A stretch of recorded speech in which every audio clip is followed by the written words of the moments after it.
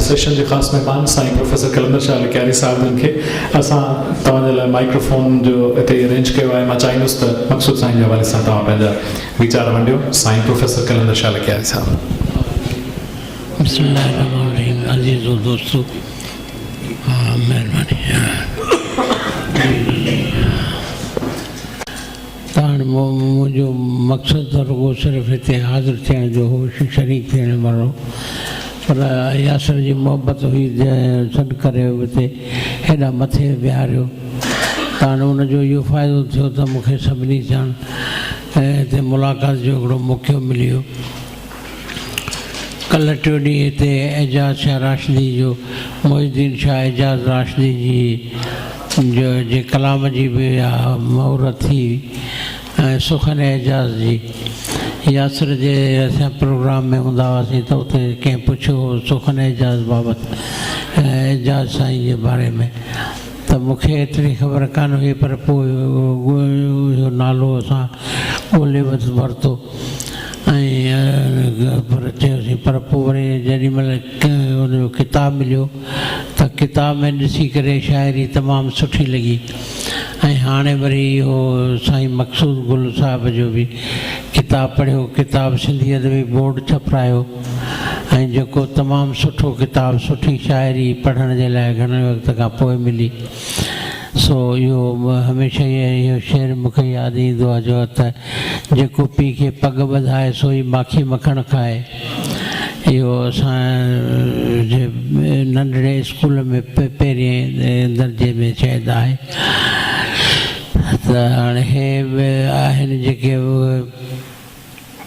था इहे कनि, इहो ॾींहुं था मल्हाइनि पंहिंजे माइटनि जो, इहा सुठी ॻाल्हि आहे। हुनजा फर्ज़ंद आहिनि जेके लाइक़ फ़ाइक़ आहिनि, पर हाणे हुअणु ईअं घुरिजे जो इहो सॼो ॿार पंहिंजो मथे ते असां सिंधी बोर्ड खणे, या सिंधी लैंग्वेज अथॉरिटी, या म्यूज़ियम, सिंध म्यूज़ियम वग़ैरह वग़ैरह जेको बि आहे त उहे कनि त इहो बहितरु थींदो।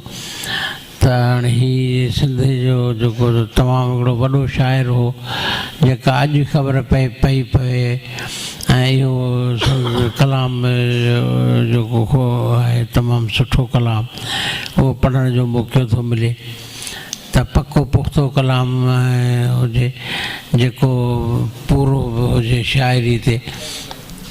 असां हाणे ईअं लॻे थो त आउं हींअर रुॻो उमिरि जो पियो खावां, ऐं हिनखे मूं अॻे चयो त बाबा हाणे डिमेंशिया पई थिए, 80 मत खसी, त ताज साहिबु ॿुधायो त चई न ईअं न चओ त 80 रत रब जी रहमत वसी।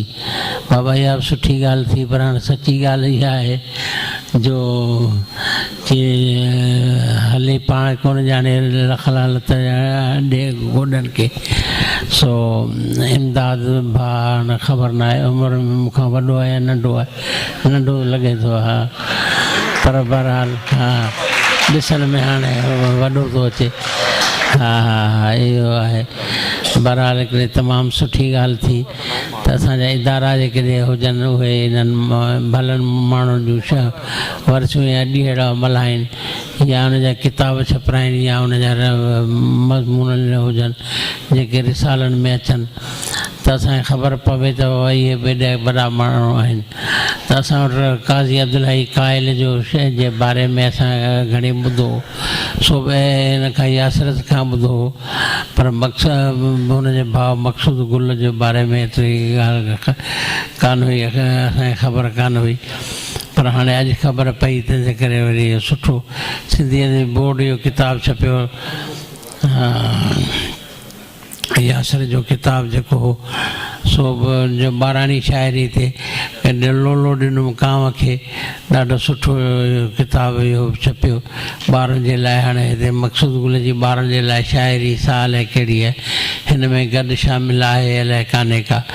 इनशाला पढ़ंदासीं त पोइ इहा ख़बर पवंदी त ॿारनि जी शाइरी जेका सा उहा बि अचे त इहा सुठी ॻाल्हि आहे। पर मजज़ूबला शारी साहिब जो हींअर आयो किताबु त हरदम आला नेण, त उहा बि उन में संजीदा शाइरी आई। मूं उन्हनि खां पुछियो त ॿारनि जी शाइरी या ॾाढी सुठी हुई या उहा छो न छपी त पोइ उन्हनि चयो त न उहो वरी अलॻि छापींदासीं। मुंहिंजो हाणे अलॻि त छापियूं अलाए कोन को हाणे या अलाए जे ॿारनि जी शाइरी हिन में किताब में आहे अलाए कान्हे का त बहरहाल इहा ॾाढी सुठी ॻाल्हि थी। ऐं हिन जी जेका अकेडमी मक़सूद गुल अकेडमी जो ऐं एहसान इंतिहाई एहसान मंद आहियां जो मूंखे सॾु कयूं ऐं हिते विहारियूं इज़त ॾिनऊं ऐं वरी आऊं हमेशह सदाईं हिननि सां शुक्रगुज़ार रहंदुसि यासिर साहब जो ऐं जे सभिनी अराकीन जो हिन जो अकेडमी जो। पर हाणे इहा दिलि में इहा मुंहिंजी ख़्वाहिश आहे त असांजे जेके वॾा शाइर थी गुज़रिया आहिनि उन्हनि जे नालनि जी सां उन्हनि सां गॾु जेके महफ़िलूं सदाईं मचायूं वञनि ऐं इहे पाणे ख़ुदि ब ख़ुदि जेके अहिड़ा इदारा हुजनि जेके इहे उन्हनि जो इहो कनि।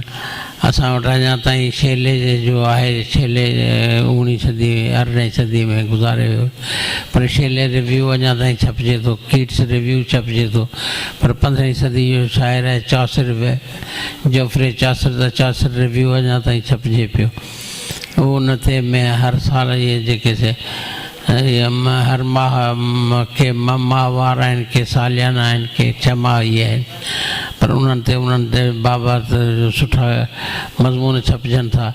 त हाणे उमेदु आहे त हिननि माण्हुनि जे जेके असां वॾा वॾा शाइर थी गुज़रिया आहिनि त उन्हनि जा बि रुॻो असां नाला बि ॿुधूं था त पोइ असांखे यादगिरी अचे थी त हा इहे बि सुठा शाइर हुआ जेके असां वटां थी गुज़री विया हलिया। ऐं पोइ वरी असां हिन जो ज़िक्र जेको सो वरी कोन था ॿुधूं। त हाणे बहितरु इहो आहे त इहो हुजे, हिन बाबति मज़मून छपजनि ऐं तनक़ीदी हिकिड़े अभ्यास हुअणु घुरिजनि जेके असांखे हमेशह हुजनि जो असां वटि यादि रहनि असांजे ज़हन में। तव्हां सभिनी जी महिरबानी जो तव्हां इहा ॻाल्हि ॿुधी मुंहिंजी ऐं हिन खां सवाइ यासिर साहिब जी तमामु घणी महिरबानी जो सॾु कयूं हुते वरी असांखे इज़त सां विहारियूं। तमामु घणी महिरबानी। अस्सलाम। वॾी महिरबानी साईं कलंदर शाह लिखियारी साहिबु। वॾी वथियो आम बारोचा भंबोर में। इमदाद साईं तव्हां खां वॾो आहे या नंढो आहे हिन ॻाल्हि खे छॾे ॾियो। इमदाद आहे रोल, तूं ॻाल्हियूं ईअं न खोल, सो हिन ॻाल्हि खे छॾे ॾियो।